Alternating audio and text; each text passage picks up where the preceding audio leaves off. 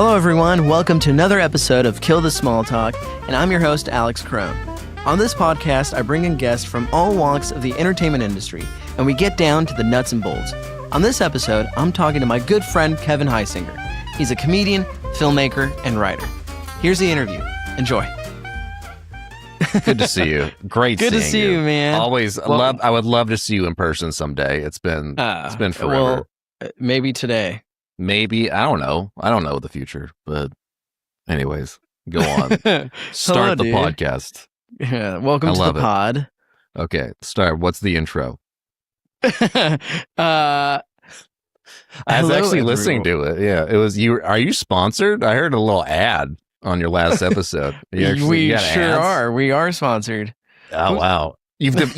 I did mine for 3 years and I can never get sponsored. You have 3 episodes and you're already sponsored. That's wow. I don't know, man. Robbie, my producer, knows his That's stuff. The thing. I should have probably gotten a partner. I should have probably met up with someone who knew what they were doing. That's probably Hit what up I Robbie, did. dude. He's got an awesome recording studio. It was harder. My podcast was during COVID and people were like, they had a lot more free time. And the people who loved doing the podcast started getting jobs and they kept flaking. So that was annoying. Yeah. Because I tried to get comedians.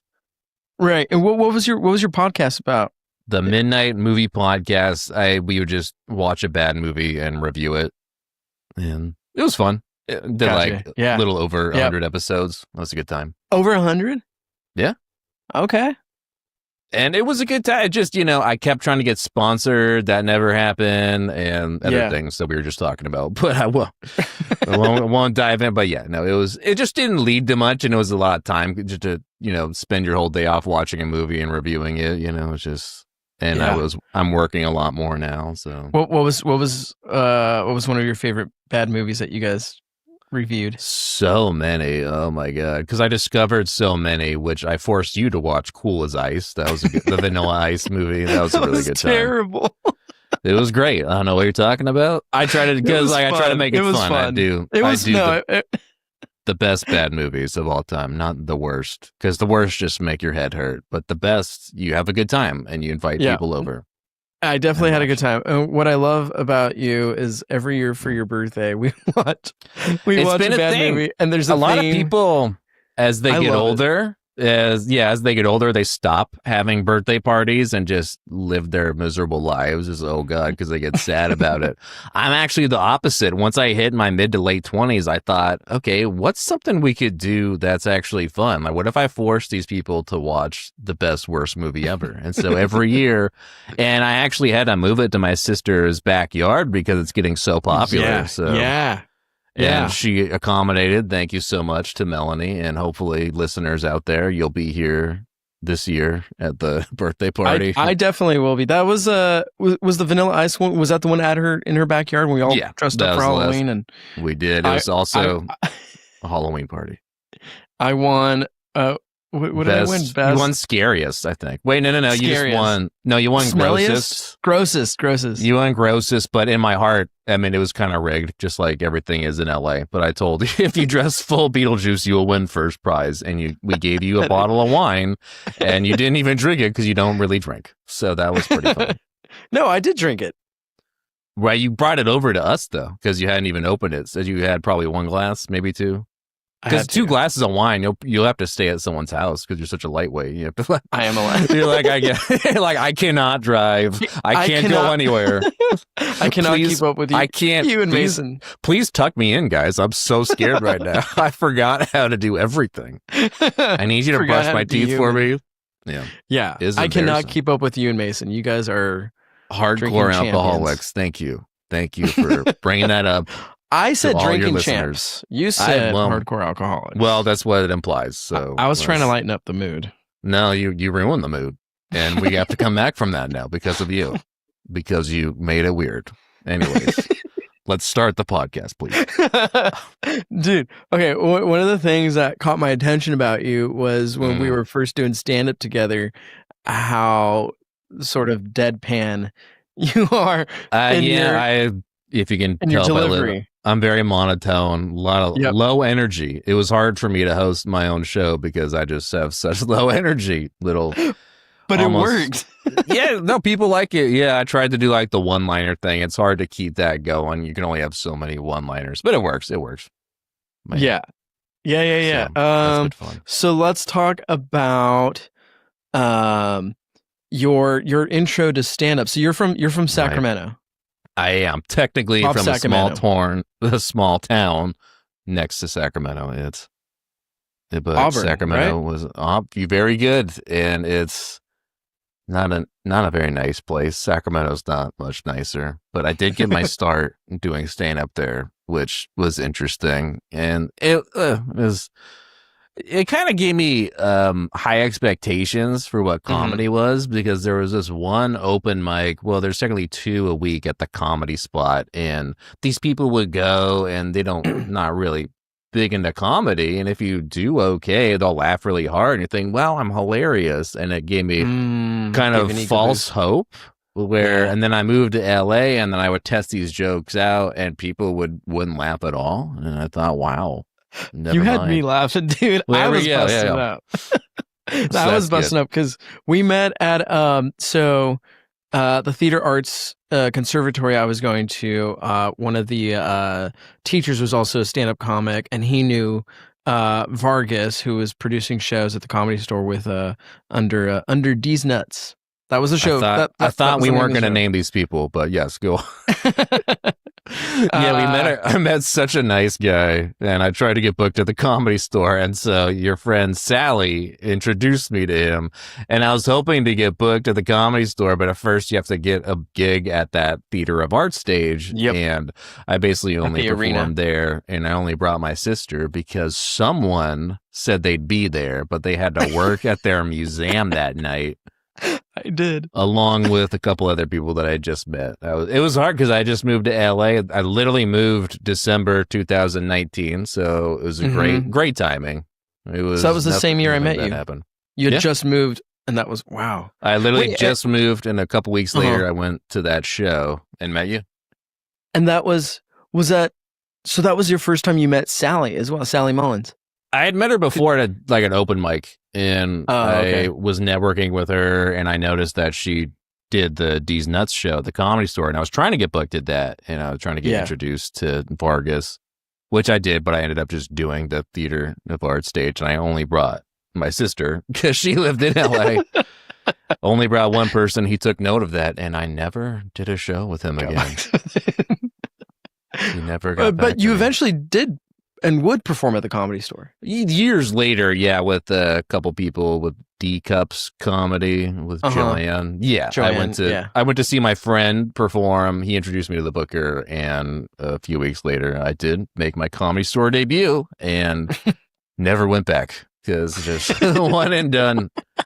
I'd have to bring 10 people for a Thursday night show at midnight.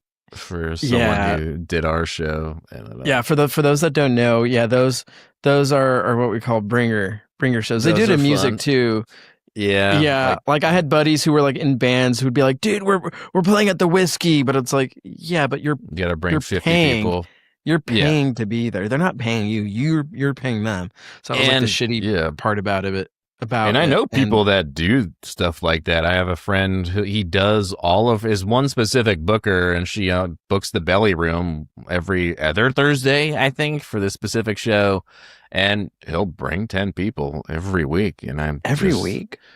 Well, every other week, maybe even once a month. I'm not entirely sure, but it seems like a bit much. He even bought my tickets. Yeah, it's too much. It's really, honestly, a ripoff. I'm not. Yeah. Oh yeah, 100%. Yeah, I've had comics be like, "Dude, come to my show. Like, I'll buy your tickets. Buy your tickets, and you just have to show up. But you have to show up. That's the crazy part. You can't just buy the tickets. That's the wild part, and that's the hard part about comedy, which is kind of why I've just been keeping it low key right now. It's just, it's hard. It's stressful when you have a bringer show coming up, and you gotta.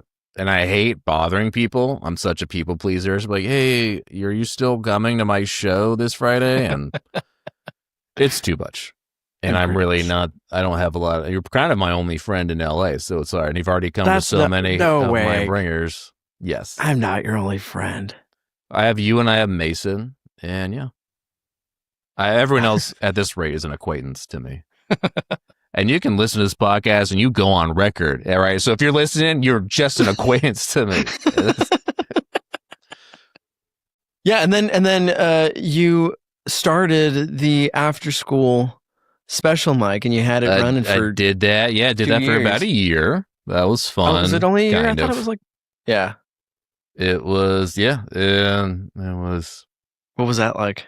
It was stressful. I won't say where we did it. Let's just say, but I will say the owner is not a nice lady, and it was very hard to work with her. But it's too bad because it was a really good location, and a lot of people parking is hard to come by in LA, and there's lots of parking here in Atwater. Lots of parking there, yeah.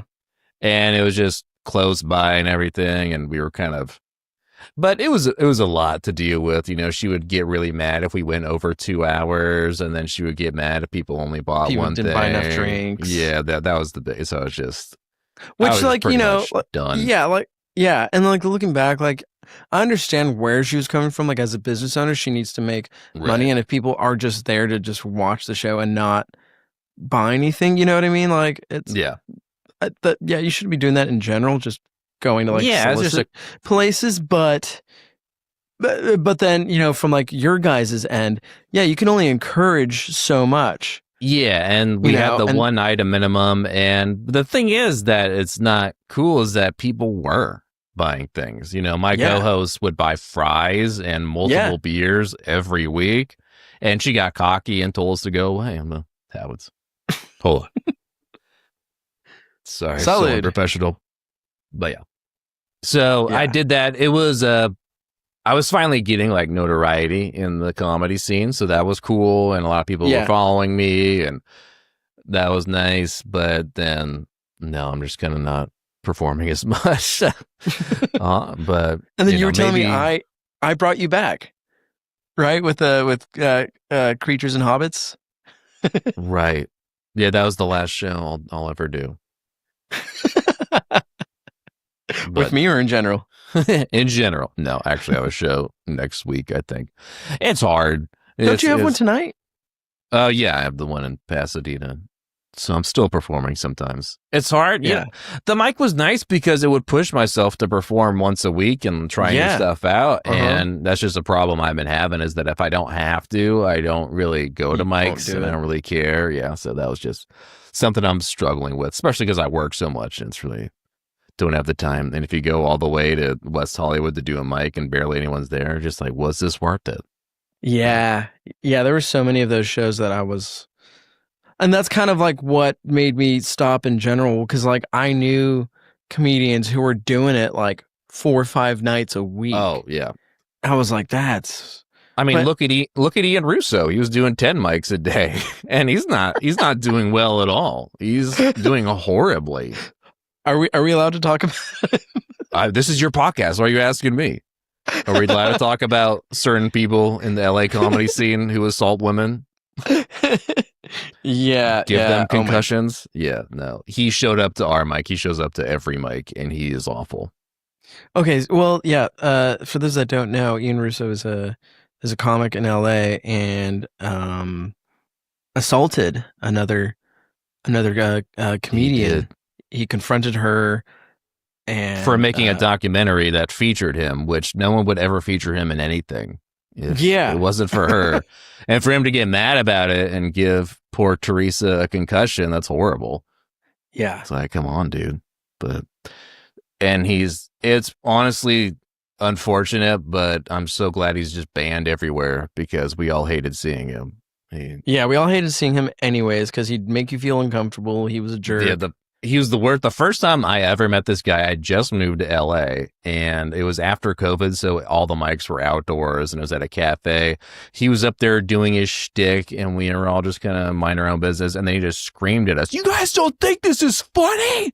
And then we all just went, "Whoa, dude." I mean, no, but chill. What are you, you're going to scream at us and threaten us? And that would happen a lot. This dude has a very short fuse and he's broken a lot of microphones across LA and he will get banned everywhere. It's like, not only is he horribly unfunny, but he will like threaten you. And I think he followed some girl to her car one night. Some host. He talks about it. He talks about it in his stand-up. Well, that was that's when he approached the girl with the bag of his hair. He follows a lot of women. He's a psycho stalker, and I'm just glad he never asked me to be on his podcast. So that's good, because that was a big and shout out, guys, if you were on Ian Russo's podcast, it's hard for me to really trust you, and I'm scrolling that list, and a lot of weirdos did it, and oh no, people we know. Oh yeah, a lot of people who did our mic too. I mean, once in a while, but just like, come on, are you really that desperate to talk about yourself, guys, that you did this podcast? But anyway, yeah. So interesting tangent. Anyway, we can. Oh, well, no. Okay, so one time I was going out with this chick, and we were going out. She was like, "Oh yeah, there's this like Irish pub near my place over in, I think it was Sherman Oaks." I was like, "Sure, yeah, that sounds fun." So we were hanging out at her place. We walked the bar was like super close. It was like a block away. We walked over, and there was a stage, and I was like, I remember thinking, I was like, oh, this would be like a good spot for like an open mic. And I was even like thinking about telling you about it. I was like, oh, you should bring After School here. Like, this would be a good spot. And it's like not crazy far. And then sure enough, I start to see people that I was like recognizing in the comedy scene. I was like, wait, what's going on? And sure enough, I see Ian Russo walk in with the mics, and I was like, oh no. She's like, what? Like, I was like, let's go. Like, this guy. She's like, no. Like, I kind of want to stay. And I was like, all right, trust me, you will not be laughing, and you'll feel very uncomfortable. She's like, I'll be fine. So we're like not even a minute into his like set, she's like, yeah, let's get the hell out of here. I told you. So, and I did joke about that, because on one hand, it could really be a date ender, but it actually worked in your favor, because his comedy is so horrible that you actually ended up going back to her place. So, that's the only thing I will thank Ian for. He helped me get laid. There we go. But anyway, let's not give him too much time or energy. Oh God, he's the worst. But anyway, yeah, dude, like, I know we were talking about pretty recently about what it takes to like produce a show. I mean, because you were producing it at a different level. I was doing my show once a month, but it was like booked comics. Yeah. Like, I would book these comics in advance. It was never an open mic. You guys were doing it once a week, and anyone could show up, which is like kind of why I didn't want to go that route, because I was like, anyone could show up. At least with my show, like, I got to choose like who I wanted to like have on, so like that to me, I was like, that took a little courage. Well, yeah, open mic versus a book show, and that's the difference. But the hard part is, like, you have a book show, and it's hard to get people out, especially when you have a venue and you sell tickets, and if you don't sell any tickets, the show's canceled. But if you just haven't, it's like the upside is that when you do the open mic and you put yourself on the comedy listings, you'll pretty much have a packed house. But the downside is they're all comedians, and they're all there to perform, and you have to sit there and listen to them work stuff out. And so that was the downside.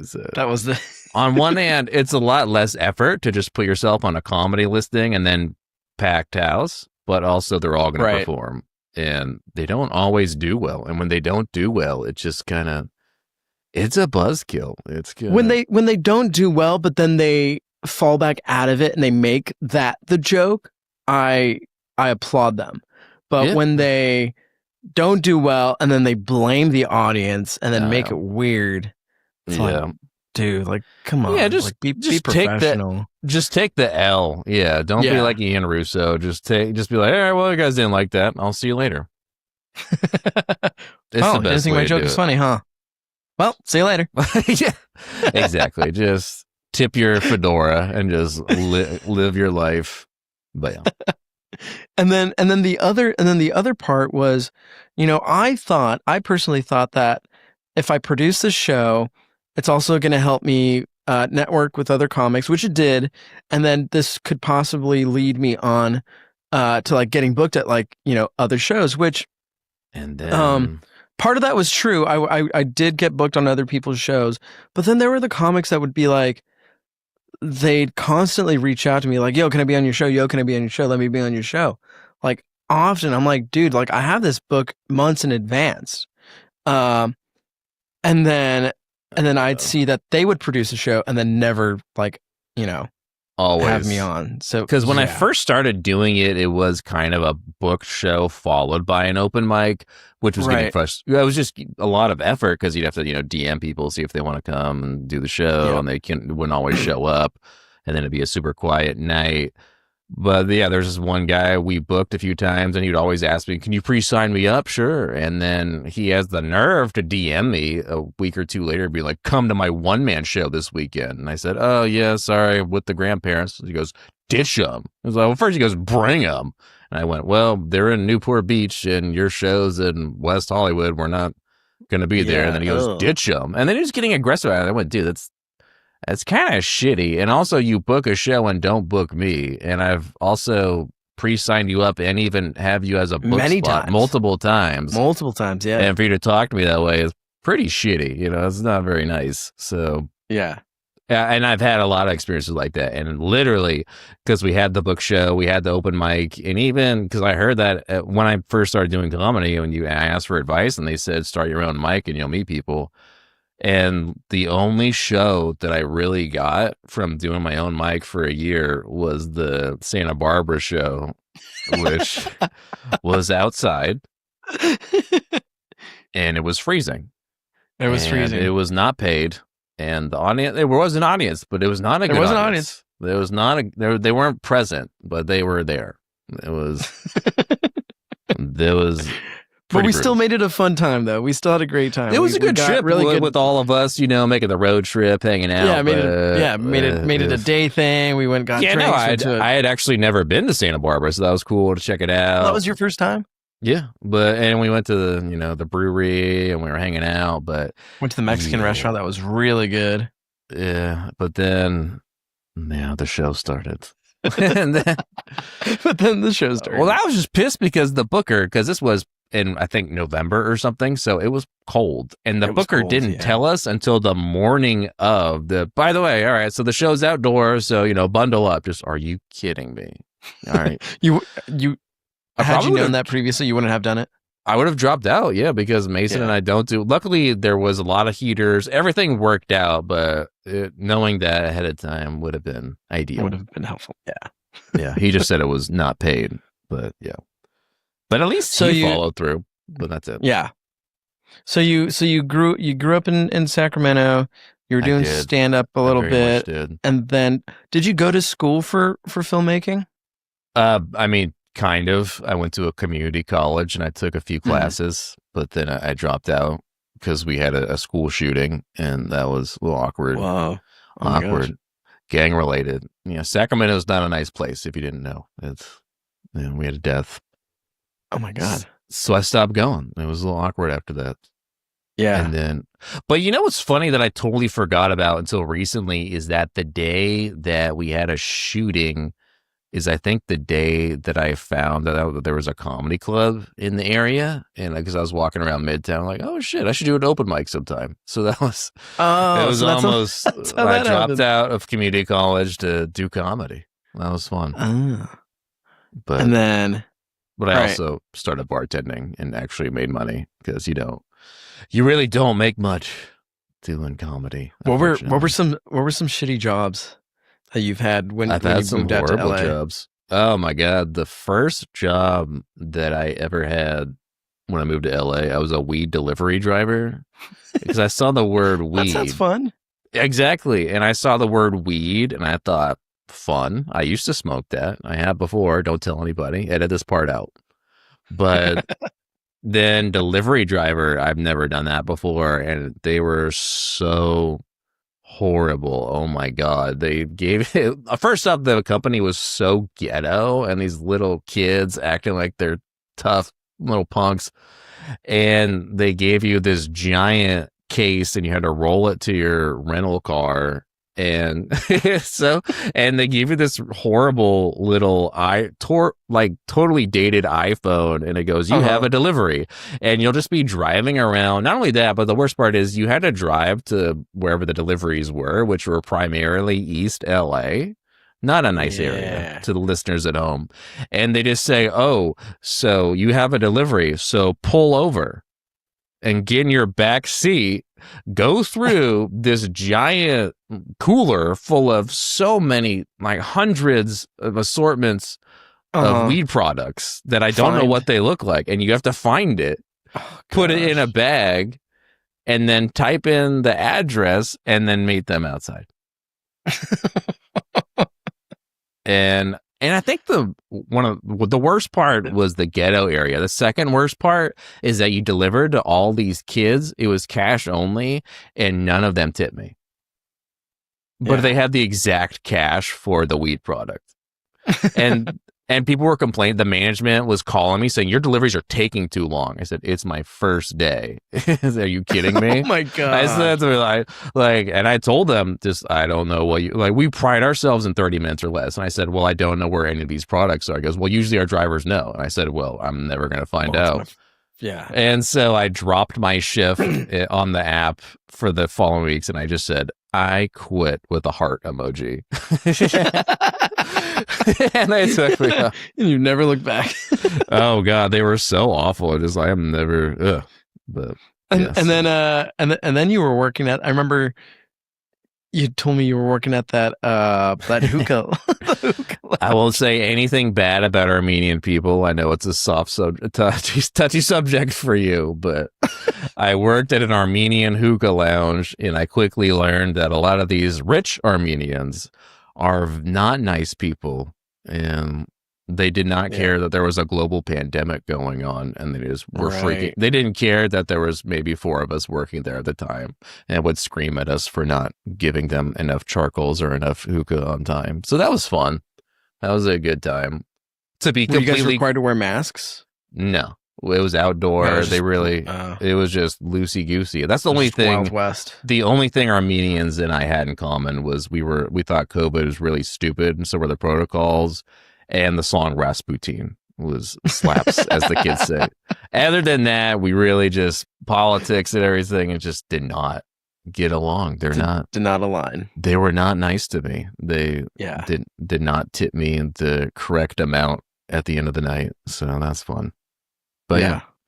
And it was weird. And the weirdest part to me was that I just feel like a lot of it was run by the mafia, Armenian mob, because we had this guy and he was a regular, and we had to treat this guy who was so rude to all of us and would cuss us out, and we had to treat him like a prince. We had to give him his hookah, and we just had to basically kiss his ass.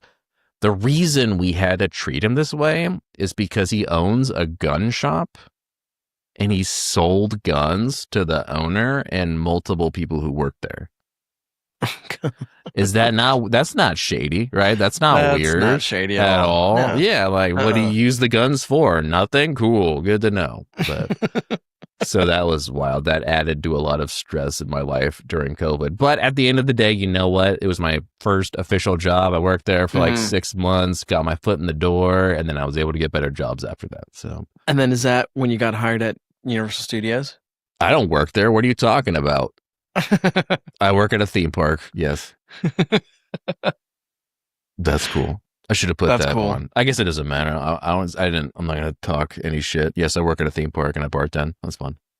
And you've been there 3 years now? 4. I just got Employee of the Month. So that's cool. My gosh. Did you really?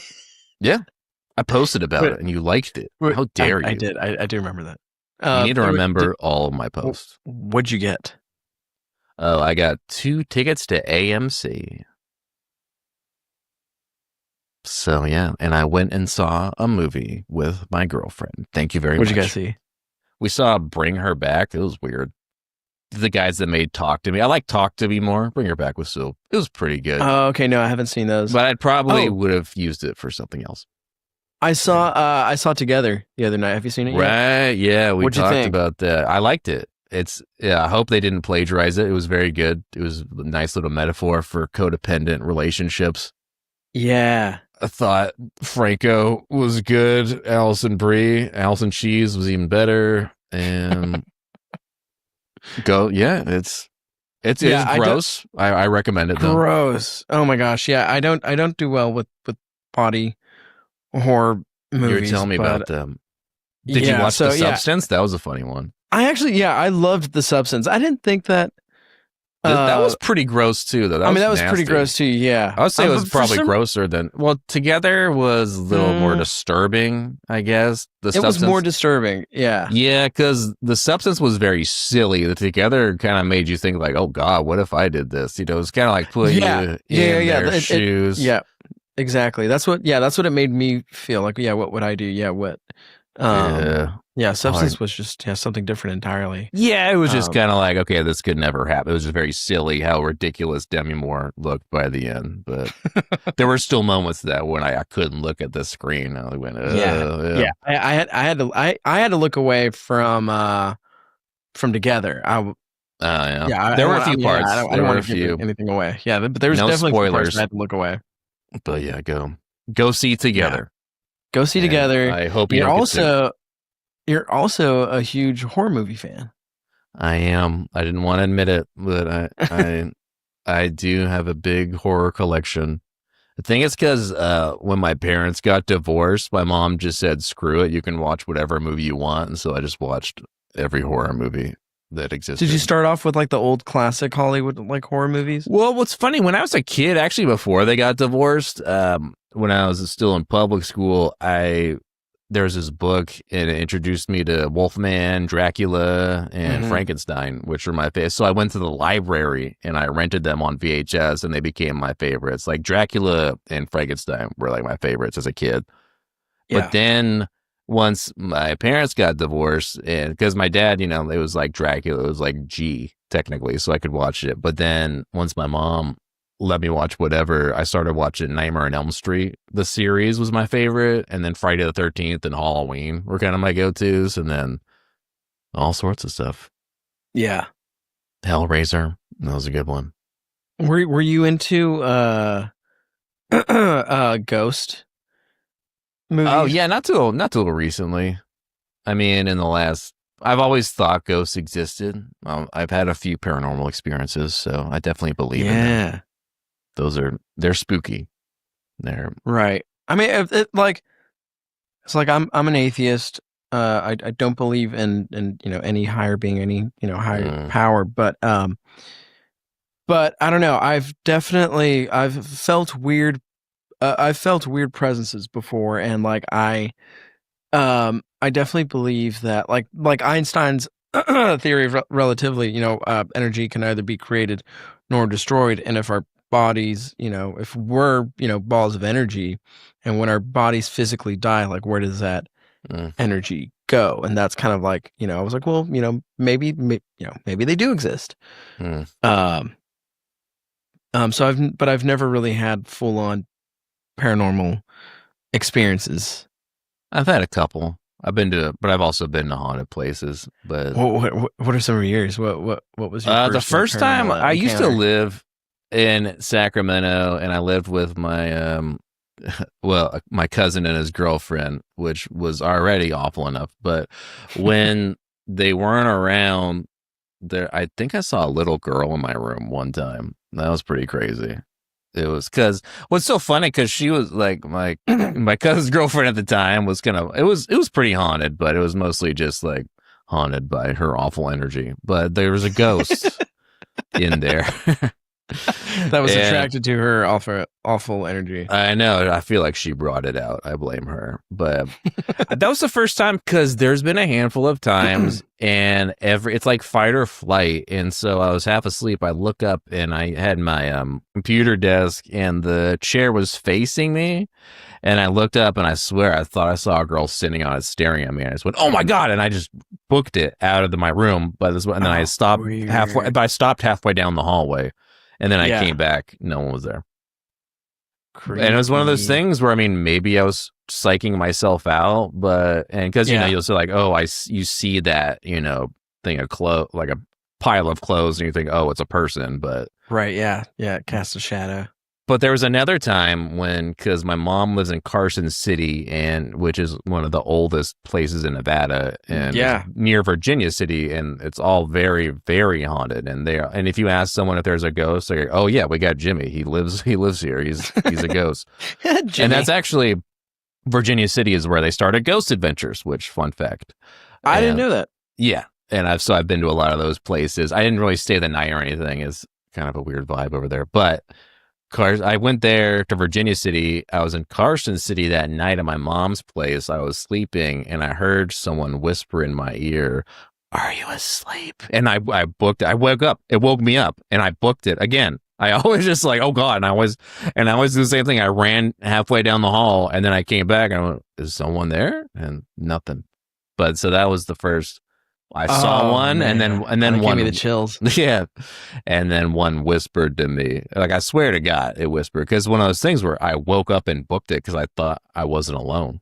So that was one of those things where I would kind of just feel. Freaky. I'm very intuitive. I'm very sensitive to energy, and when you go into a place where it's haunted, like, oh yeah, it's spooky. Didn't you and your girlfriend Mason stay on the Queen Mary? We didn't stay on it. We just did a but you did the tour and got drinks. If you stay the night, you'll probably see something. But I did the haunted tour. We had a big group. In my experience, when you have a big group of people, the ghosts get kind of shy, and they don't really come out. Yeah, social anxiety. It's like, oh God, I was murdered. I was murdered here, and there's a bunch of people. I'm gonna embarrassing. But so that's been mine. But if you're alone, like I was in those moments, then they come out. You know, they're more like me. They're more personable, one on one. You know, it's hard to make friends when you're dead. Didn't Mason say that she saw like? She asked help from someone, and then it turns out that like people were like, "Oh yeah, there's no one down there. Like, who could you have possibly asked help for?" I remember she has a picture of a ghost, but I don't know if she asked help from somebody. I thought you might be someone else. Might have your wires crossed, but she has a picture of a ghost, and I know she's definitely seen and felt stuff throughout. We're believers, believers, if you will.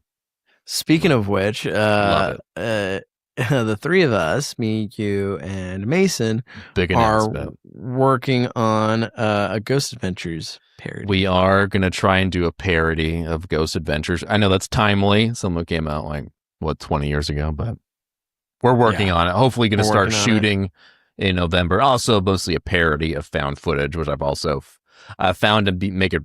It's really easy to make fun of found footage, you know, and it's like low quality, especially for an indie flick because you're just going to be carrying your phones around and such. Right. So. Yeah. Kind of. mockumentary style. Yeah. Yeah. No, I've made a lot of stuff like that back in the day and can't wait to do it again because I love filmmaking. I love editing. And I've moved to LA to do that, but it's been really difficult, you know, because I've heard the horrors of being a production assistant and I've done it. And it's really just kind of a letdown, you know. It's really in the film industry being filled with some not very nice people has also been kind of a letdown. What happened in those cases? Were just extremely demanding and like acted like divas, or the sets that I was on, or what are you talking about? Yeah. Oh, yeah. I mean, it's just that, you know, the hours of working at PA are not ideal or for anyone. You'll work 12 to 16 hours. Yeah, and it's horrible. And it's also super boring. You're just sitting around for half of it. And then you're just like, have to load up a truck and all this stuff.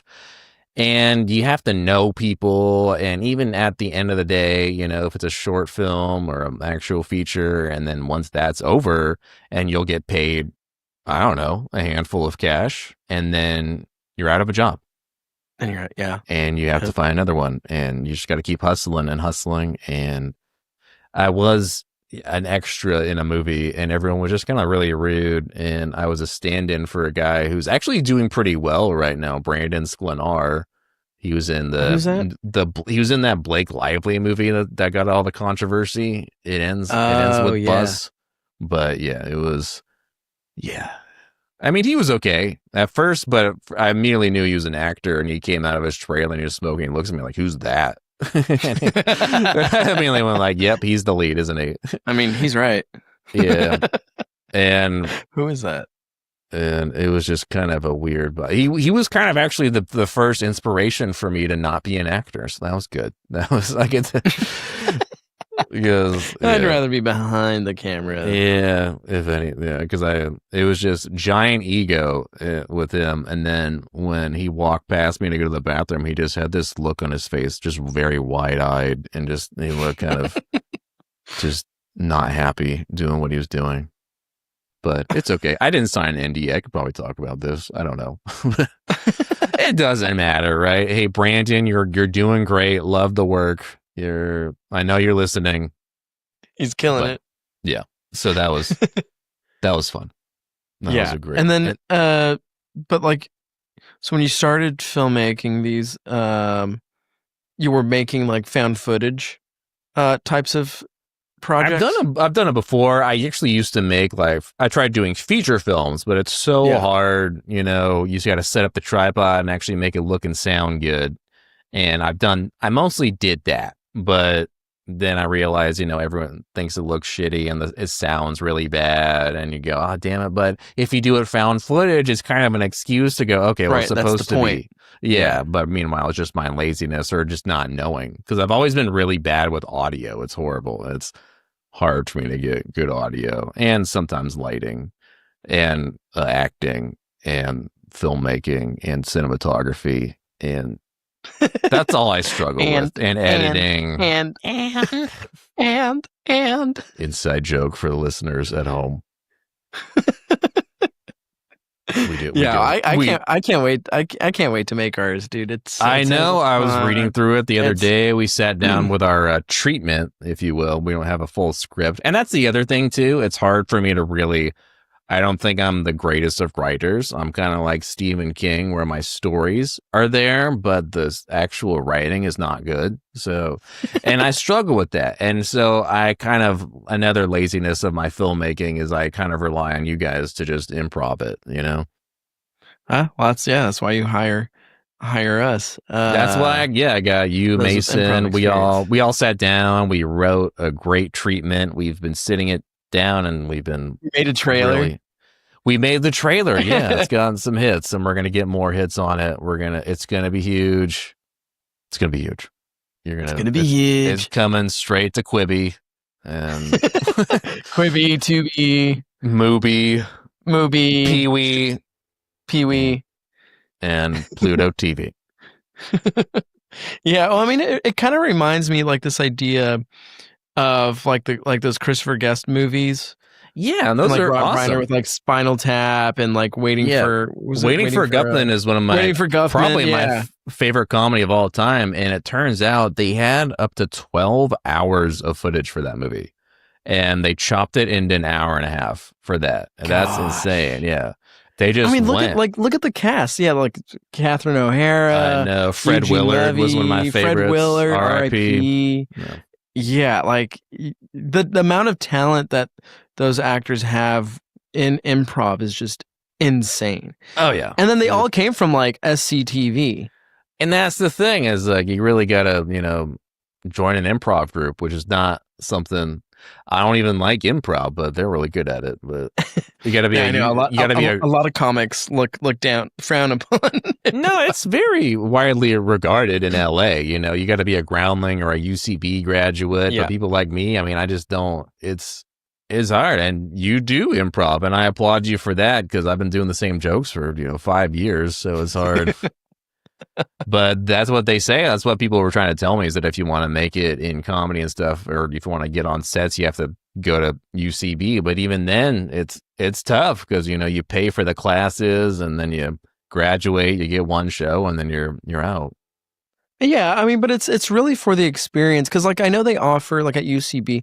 If you guys don't know what UCB is Upright Citizens Brigade, started by Amy Poehler, Matt Walsh, Tina Fey, right? Tina Fey. Yeah. Was it Tina Fey? I mean, I know she does improv, but who doesn't? Yeah, so they started this comedy improv club that turned into like a school. And I haven't taken any classes there yet. I've taken classes at Second City in Hollywood, which is no longer there, and then I R.I.P. did a couple classes at Groundlings, which was a lot of fun. But everyone tells me all about UCB and like the Pack Theater.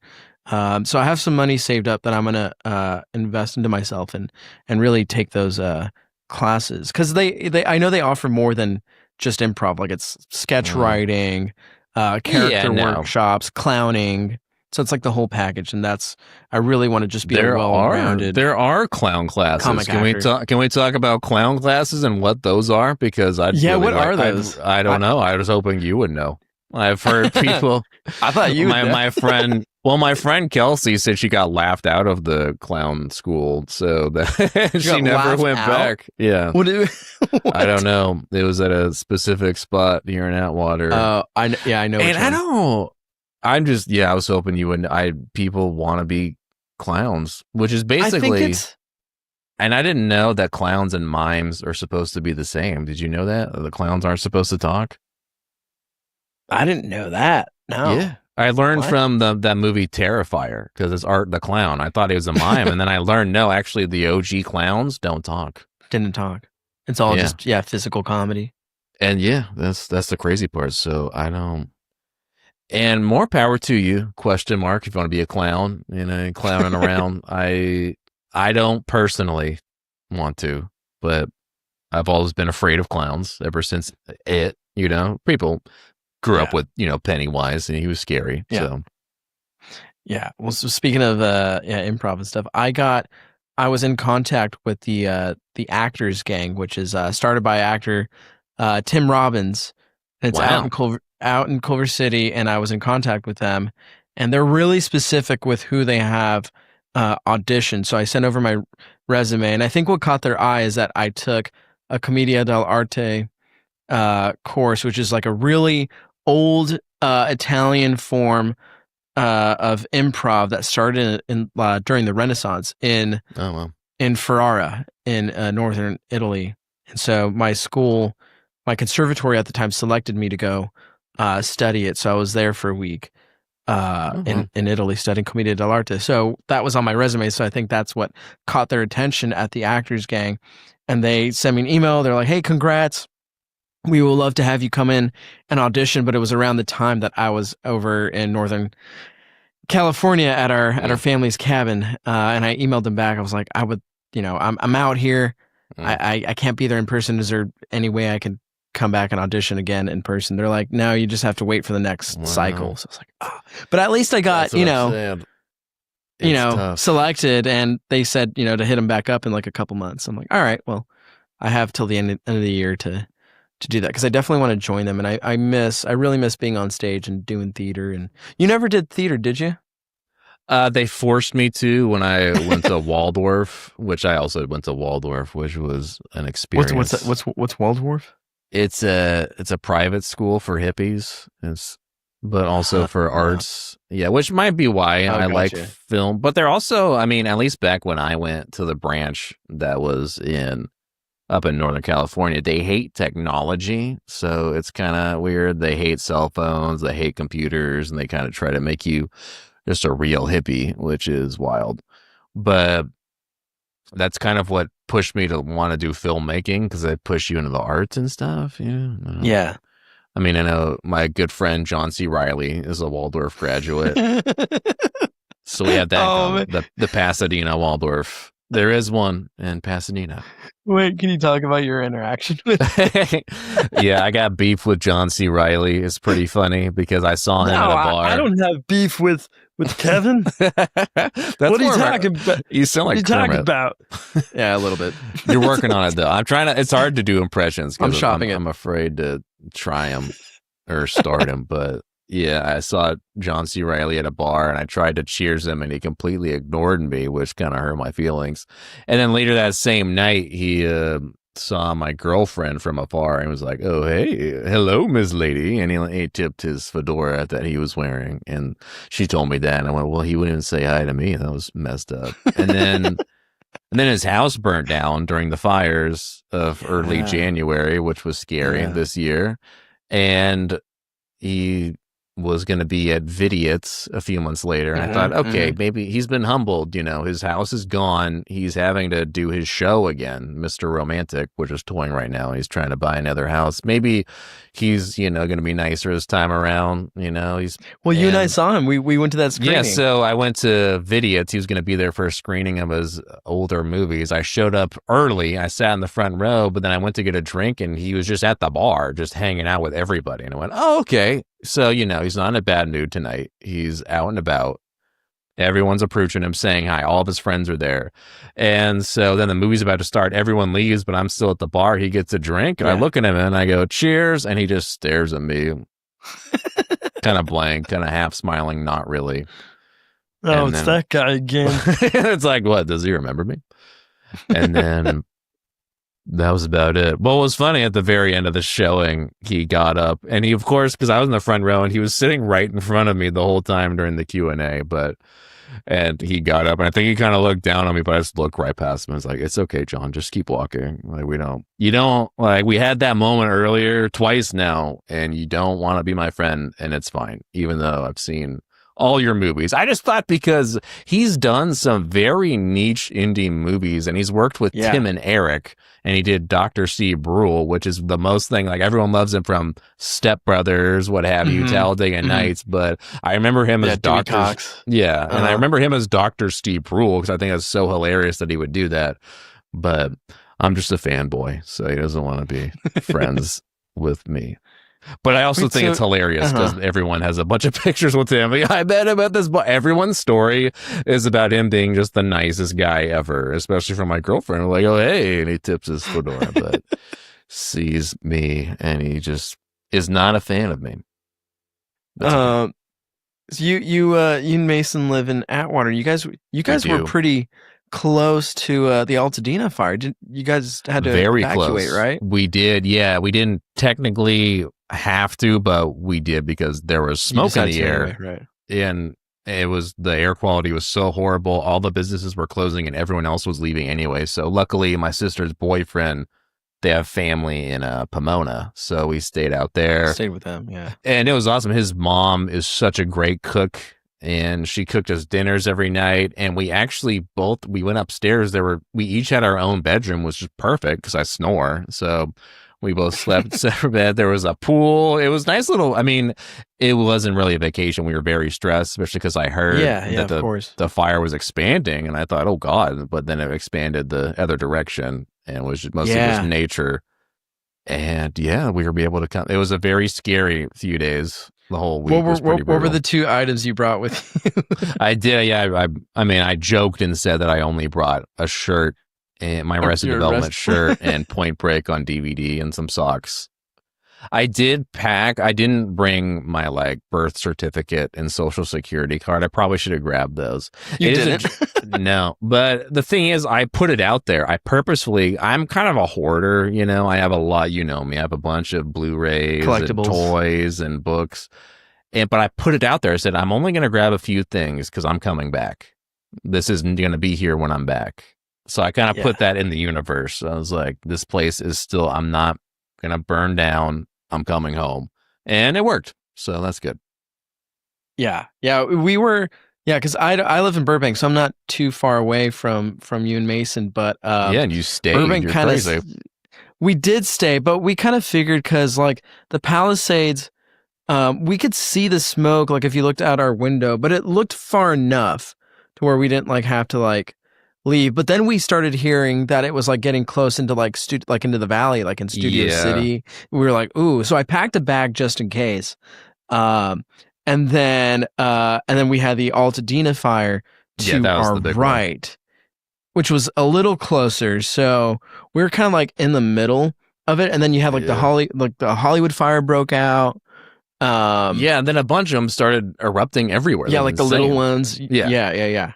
Yeah, but I don't know. We just decided to stay, and sure enough, our gut feeling was right. We're we don't think it's gonna get close enough, and sure enough, it didn't. But our pool was filled with ashes and trash and dust, and I know my porch was filled with John C. Reilly's house. It was terrible. It was so bad. Nice. Poor guy. Should have been nicer to me. No. All his fedoras landed on his whole hat collection was on my Porsche. Oh my god! No, I think he just has one. Where did all my hats go? You have to work on that. It sounds you're just doing Kermit. No, Kermit the Frog sits a little more up here. He was a little more. He is. Yeah, that's perfect. John C. Reilly's a little down. Little bit. I'm just it's a caricature. It's just literally just a lower Kermit. Is all it sounds like. It really is. Yeah. If you want to sound like John C. Reilly, just sound like a lower pitched Kermit the Frog. But yeah. But listen, dude, it's been a fun hour getting to know you. I'd love before we go, getting to know you more. I feel like we've bonded really James much bonded. more. We James bonded. Do you have any upcoming shows in the nearby? When does this air? In like a week. I have none. 2 weeks. I have none. None. Please book me on your shows for the love of God. I will do anything. I will do Pan Pacific Park. But your videos on Instagram are hilarious though. You make kind of quick follow me sketches. So where can we follow you? Follow me on YouTube and Instagram. It's just going to be my name, Kevin Heisinger, and HEI Singer SINGER. Very good. And just follow me there, and I'll post any updates on any shows I have in empty dive bars or empty and parks. Our movie. And everyone's going to get a mass email about Not Normal coming to theaters next year. That's right. Yeah, that's what was the initial title that we had? I mean, Masa's so clever. She's the one who thought of that. I just had like Paranormal Pursuits Patrol People or something. Like I was going to call it PPPP. I had no idea. It was called Working Title Ghost Movie. That would have been funny too. Working title Ghost Movie. But Not Normal is awesome. Not Normal. Yes, coming out soon. It's coming at next year. Coming at you next year. It'll be streamed. We're gonna have a screening at a backyard in Downey. At your sister's backyard. No, we'll keep it more central at LA. We'll do it at your sister's backyard in Pasadena. Perfect. Perfect. All right, dude. Well, take care, and I will probably see you later. Let's hope so. Thanks for having me. Bye. Thanks for listening to this week's episode. Make sure to like, follow, and subscribe so you'll get notifications when new episodes drop. Thanks to my guest, Kevin Heisinger. Music by Mark Fabian. Produced and engineered by Robert Altschiller. Recorded at Command Recording Studios. Make sure to follow us on Instagram at Kill the Small Talk Podcast and at Command_Recording_Studios. We'll see you next time. Bye.